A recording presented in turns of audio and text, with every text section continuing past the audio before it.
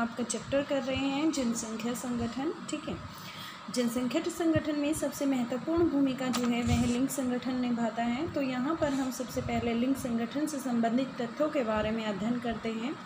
देखिए, स्त्री और पुरुषों की संख्या किसी देश की महत्व जनांकीय विशेषता होती है। जनसंख्या में स्त्री और पुरुषों की संख्या के बीच का जो अनुपात होता है उसे लिंग अनुपात कहा जाता है।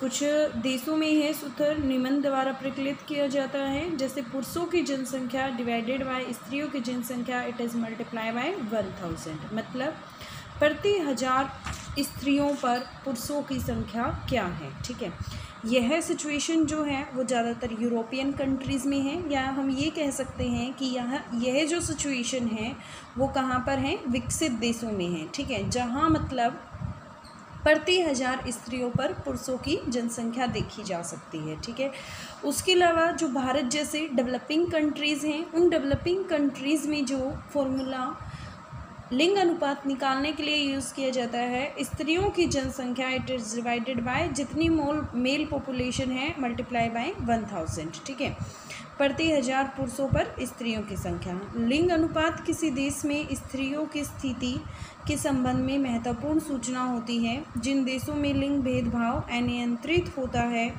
वहीं लिंग अनुपात निश्चित रूप से स्त्रियों के प्रतिकूल होता है। जहाँ पर लिंग भेदभाव होता है वहीं पर स्त्रियों के प्रति जो लिंग अनुपात है वह प्रतिकूल होता है। इन क्षेत्रों में स्त्री भ्रूण हत्या, स्त्री शिशु हत्या और स्त्रियों के प्रति घरेलू हिंसा की प्रथा प्रचलित है। इसका एक कारण इन क्षेत्रों में स्त्रियों की सामाजिक आर्थिक स्तर पर निम्न स्थिति होना है।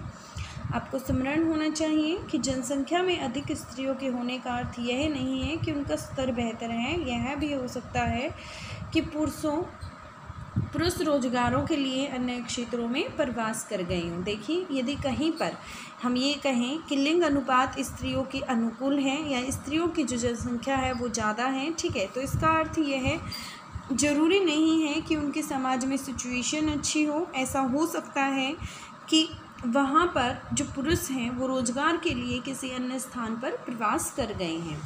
विश्व की जनसंख्या का औसत लिंग अनुपात देखें तो प्रति 100 स्त्रियों पर 102 पुरुष हैं।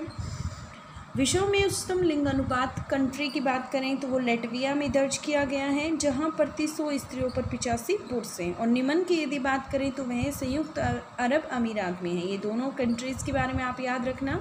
संयुक्त अरब अमीरात यूएई की यदि मैं बात करूं तो वहां पर 311 पुरुषों पर 100 स्त्रियां हैं। ठीक है, लिंग अनुपात के विषय प्रतिरूप में विश्व के विकसित प्रदेशों में कोई अलग अंतर नहीं दिखाई पड़ता। संयुक्त राष्ट्र संघ द्वारा सूचीबद्ध 139 देशों में लिंग अनुपात स्त्रियों के अनुकूल है, जबकि 72 देशों में प्रतिकूल है।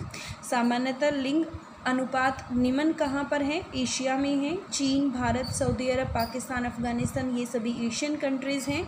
यहाँ पर यदि मैं सेक्स रेशो की बात करूँ तो वो काफ़ी कम है। दूसरी ओर यदि मैं रशिया सहित यूरोप के बड़े भाग में पुरुष क्या हैं, अल्पसंख्यक में हैं। अल्पसंख्यक में यूरोप के अनेक देशों में पुरुषों की कमी है, वहाँ स्त्रियों की बेहतर स्थिति है। और भूतकाल में विश्व के विभिन्न भागों में अत्यधिक पुरुष उत्प्रवास के कारण है। आयु संरचना देखते हैं। आयु संरचना को बेटा 3 पार्ट्स में डिवाइड किया गया है। 3 पार्ट्स कौन सी है, बिलो 14 जिनको हम बच्चे कहते हैं, 15 से लेकर 59 तक के हैं। ठीक है, जो वयस्क के अंदर आते हैं, और 59 टू अबव 60 से अबव जो है वो बुजुर्ग होते हैं। तो ये जनसंख्या के ये तीनों घटकों की मैं देखूँ तो ज़्यादातर जो पॉपुलेशन है वो 50 टू 59 ही होती है। और ये 60 वर्ष से जो अधिक आयु वाले व्यक्ति होते हैं ये ज़्यादातर इसी एज के व्यक्तियों पर निर्भर रहते हैं। बच्चे भी इसी एज के व्यक्तियों पर निर्भर रहते हैं, और जो बड़े बुजुर्ग हैं वो भी इसी पर निर्भर रहते हैं। आयु लिंग पिरामिड की बात करती हूँ तो देखिए, पिरामिड के 3 आपको फिगर दिए गए हैं। जनसंख्या की आयु लिंग संरचना का अभिप्राय विभिन्न आयु वर्गों में स्त्री और पुरुषों की संख्या से है। कितनी वहाँ की संख्या है इस बात पर निर्भर करता है। जनसंख्या पिरामिड का प्रयोग जनसंख्या की आयु लिंग संरचना को दर्शाने के लिए किया जाता है।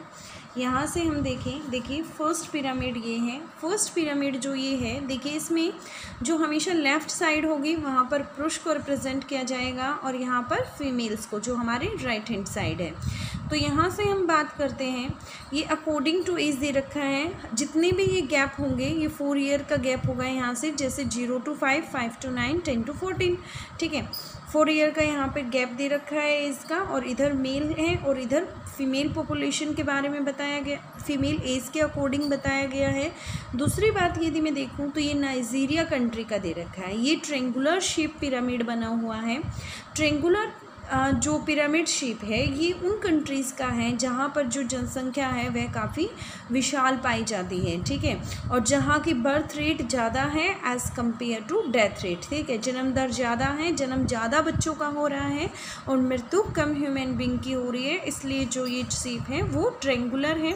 तो यहाँ पर हम ये कह सकते हैं कि यहाँ की population day to day, time to time increase हो रही है, ठीक है, और काफ़ी भारी मात्रा में इंक्रीज़ हो रही है। ऐसे ही नाइजीरिया कंट्री का आपके सामने बनाया गया है।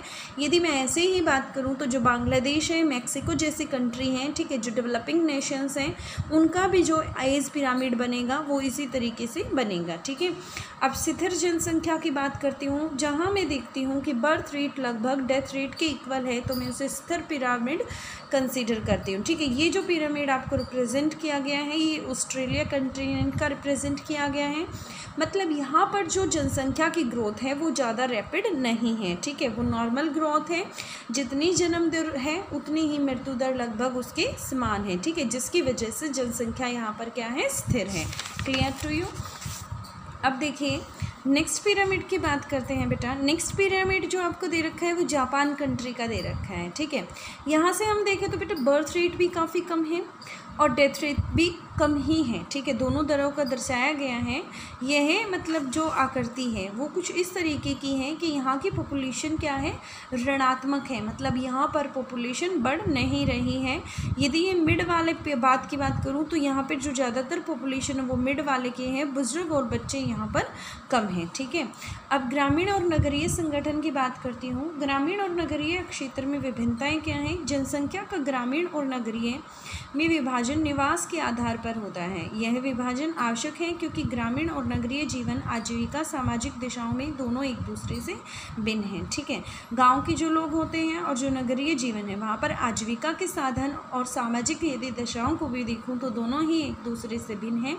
ग्रामीण और नगरीय क्षेत्रों में आयु, लिंग संगठन, व्यावसायिक संरचना, जनसंख्या का घनत्व तथा विकास के स्तर अलग अलग होते हैं।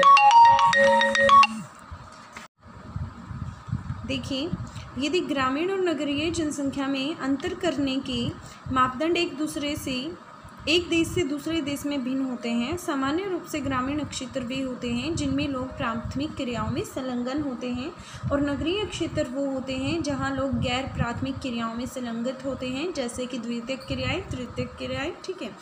तो अब देखिए चित्र जो 3.4 है वो आपको भी मैं दिखाऊंगी ग्राफ की रिप्रेजेंटेशन।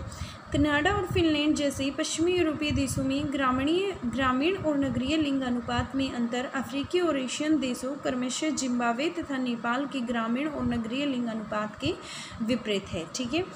यदि मैं कनाडा और फिनलैंड का जो मैं ग्रामीण लिंग अनुपात देखूं, ग्रामीण और नगरीय लिंग अनुपात देखूं, तो वो जिम्बाब्वे तथा नेपाल जो कंट्री हैं, ठीक है, उनके कंपैरिजन में क्या है, अलग है, ठीक है। किस तरीके से अलग है बेटा, यहाँ से देखते हैं।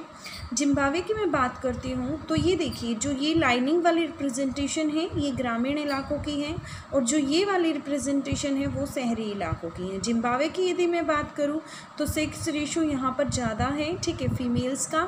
और यहाँ यदि मैं कनाडा जैसे कंट्रीज़ की बात करूँ तो यहाँ सिटी के अंदर यदि मैं देखती हूँ तो कम है। और नेपाल की एशियन कंट्री की बात करती हूँ तो यहाँ पर ज़्यादा है, ठीक है।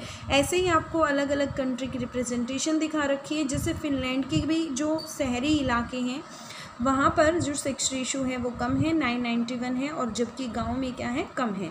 इसका मतलब क्या है कि यहाँ से जो मेल कैंडिडेट हैं वो माइग्रेट हो गए हैं, ठीक है, कहाँ पर, सिटी के अंदर। इसकी वजह से यहाँ सिटी में देखें तो फीमेल कम है एज़ कम्पेयर टू मेल, और यहाँ से मेल चली गए हैं तो इस वजह से ये जो स्पेस है ग्रामीण इलाकों का, यहाँ पर सेक्स रेशो फीमेल्स की ज़्यादा है। Clear to you. अब देखिए उसके बाद साक्षरता की बात करते हैं। साक्षरता लिटरेसी रेट, ठीक है। किसी देश में साक्षर जनसंख्या का अनुपात उसके सामाजिक आर्थिक विकास का सूचक है, क्योंकि इससे रहन सहन की स्तर, महिलाओं की सामाजिक स्थिति, शैक्षणिक सुविधाओं की उपलब्धता तथा सरकार की नीतियों का पता चलता है। आर्थिक विकास का स्तर साक्षरता का कारण है एवं परिणाम दोनों ही हैं। भारत में साक्षरता दर 7 वर्ष से अधिक आयु वाले जनसंख्या के उस प्रतिशत को सूचित करता है जो पढ़ लिख सकता है, जिसमें समझ के साथ अंकगणितीय प्रकलन की भी योग्यता होती है। देखिए साक्षरता जो दर है, ठीक है, साक्षर यहाँ पर भारत में किसे माना जाता है, जिसकी आयु 7 वर्ष से अधिक है और वह किसी भाषा को लिख सकता है, पढ़ सकता है और तार्किक सोच भी रखता है, मतलब अंक गणितीय जो प्रकलन है वह करने की भी यदि उसमें योग्यता है तो फिर वह साक्षर कहलाएगा। ठीक है। अब उसके बाद व्यावसायिक संरचना देखते हैं। कार्यशील जनसंख्या बेटा हमारी कौन सी है, जो 15 to 59 है। कृषि, वानिकी, मत्स्य, विनिर्माण, निर्माण, व्यावसायिक और परिवहन सेवाओं, संचार तथा अन्य वर्गीकृत सेवाओं जैसे व्यवसायों में भाग लेते हैं। कृषि, वानिकी, मत्स्य, खनन को प्राथमिक क्रियाओं, विनिर्माण को द्वितीयक क्रियाओं में और व्यापार, परिवहन, संचार और अन्य सेवाओं को तृतीयक क्रियाओं में तथा अनुसंधान, सूचना, औद्योगिक तथा वैचारिक विकास से जुड़े कार्यों को चतुर्थक क्रियाओं में वर्गीकृत करता है। ठीक है। इन 4 खंडों में कार्यशील जनसंख्या का अनुपात किसी राष्ट्र के आर्थिक विकास के स्तरों का एक अच्छा सूचक है। इसका कारण यह है कि केवल उद्योगों और अवसंरचना से युक्त एक विकसित अर्थव्यवस्था ही द्वितीयक, तृतीयक और चतुर्थक सेक्टरों में अधिक कर्मियों को समायोजित कर सकती है। एक जो विकसित कंट्री होगी, जिसकी विकसित अर्थव्यवस्था होगी, वहाँ पर ज़्यादातर लोग सेकेंडरी, टर्सरी एंड जो ये क्वार्टरनरी, फोर्थ सेक्टर में समायोजित करती हैं। यदि अर्थव्यवस्था अभी भी आदिम अवस्था में है, तब प्राथमिक क्रियाओं में संलग्न लोगों का अनुपात अधिक होगा, क्योंकि इसमें मात्र प्राकृतिक संसाधनों का विदोहन होता है। प्राथमिक सेक्टर, जैसे कि भारत की यदि मैं बात करूं तो मैक्सिमम जो हमारी जनसंख्या है वो कौन से सेक्टर पे डिपेंड करती है, प्राथमिक पर ही निर्भर करती है। ठीक है। इसलिए भारत क्या है, एक डेवलपिंग कंट्री है, डेवलप्ड कंट्री नहीं है।